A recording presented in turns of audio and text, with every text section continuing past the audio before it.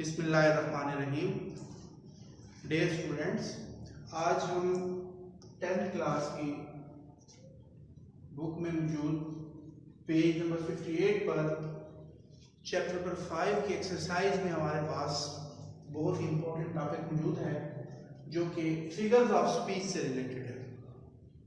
इसमें पोएम हमने पढ़ी थी द रेन, उसके टेक्स्ट को पढ़ा था, उसकी ट्रांसलेशन देखी थी, उसके मफहूम को समझने की कोशिश की थी।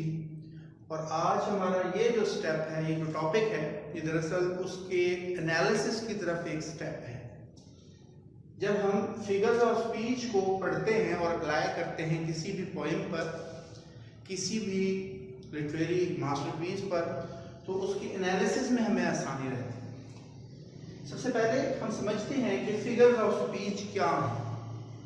फिगर्स ऑफ स्पीच बेसिकली वो टूल्स हैं, वो डिवाइसेस हैं, लिटरेरी डिवाइसेस, जिनके जरिए से आसानी रहती है लिटरेरी टेक्स्ट को एनालाइज करने में।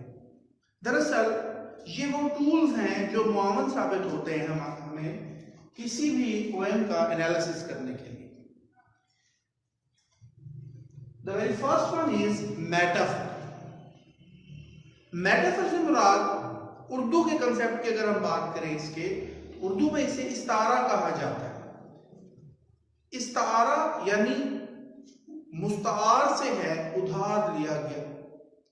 दरअसल ये कंपैरिजन होता है। Basically a metaphor is a comparison between two dissimilar things. ऐसी दो चीजों के दरमियान कंपैरिजन कराया जाता है जो कि बेसिकली डिसिमिलर होती हैं, एक जैसी नहीं होती। अब जब वो एक जैसी नहीं है, उनके दरमियान कंपैरिजन कैसे होगा? उनके दरमियान कंपैरिजन इस तरह से होगा कि किसी खूबी या खामी की बुनियाद पर एक चीज को दूसरी चीज का नाम दे दिया जाएगा। तो इस तरह से हम उसे मेटाफर कहेंगे। इसको एक एग्जांपल से समझते हैं। जब मदर ये कहती है मेरा बेटा चांद है, माई सन इज मून, अब इसमें क्वालिटी को हिडन कर दिया गया और यहीं से इसका डिफरेंस शुरू हो जाता है सिमिली के साथ, जो हमने प्रीवियस लेक्चर्स में डिस्कस भी किया था। सिमिली और मेटाफर का बेसिकली एक कंपैरिजन भी है। सिमिली में लाइक और एज आ रहा होगा, वो तशबीह है।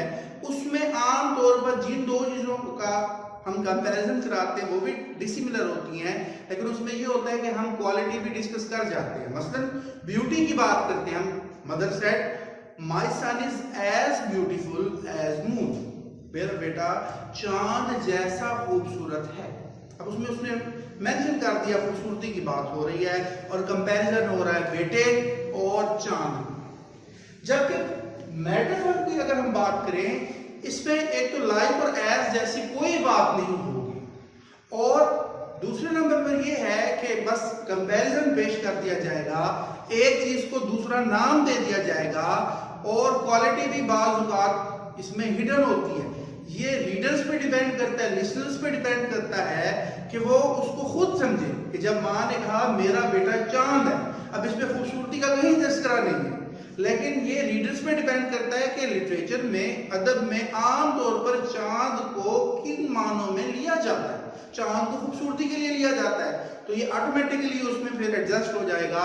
दैट मीन्स कि अगर किसी चीज को चांद कहा जा रहा है, इससे मुराद ये है कि वो चीज खूबसूरत है। इस चीज को, इस तरह के कंपैरिजन को जिसमें डिसिमिलर थिंग्स होंगी और लाइक और एज का वर्ड नहीं आ रहा होगा और एक चीज को दूसरी चीज का नाम दिया जा रहा होगा, तो उसे हम मेटाफर कहेंगे।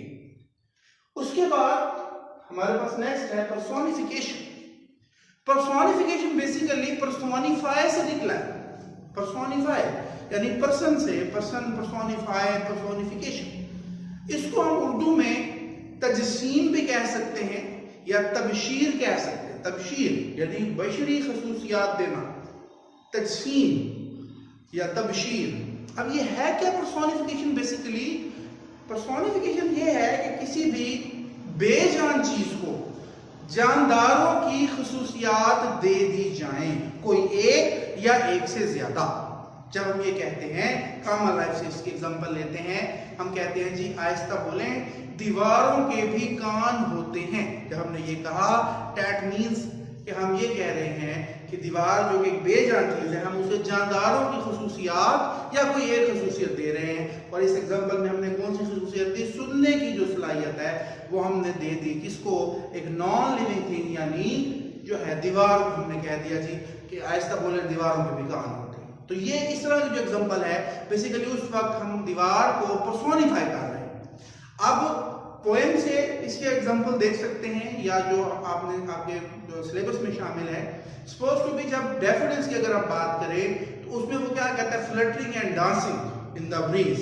जो फ्लावर है वो फ्लटर कर रहा है या डांस कर रहा है। तो फ्लटर और डांसिंग जो है बेसिकली ये ह्यूमन कैरेक्टरिस्टिक्स हैं या लिविंग थिंग के कैरेक्टरिस्टिक्स हैं, जिससे वो किसको मंसूब कर रहा है? उस तरह से जो है वो लिविंग थिंग नहीं है फ्लावर को, यानी वो कह रहा है बायोलॉजिकली तो हो सकती है लेकिन ह्यूमन बीइंग लाइक वो नहीं है। तो इस तरह के जो हम कहेंगे एग्जांपल्स जिसमें किसी चीज को लिविंग थिंग की कैरेक्टरिस्टिक्स दी जा रही होंगी तो हम इसको कहेंगे कि वहां पे उसे पर्सोनिफाई किया जा रहा है। तो इस तरीके से आज हमने ये दो फिगर ऑफ स्पीच डिस्कस की, मेटाफर और पर्सोनिफिकेशन। इसको आप अच्छे तरीके से देख लेंगे, पेज नंबर 58, 59 और 60 पर ये मौजूद हैं।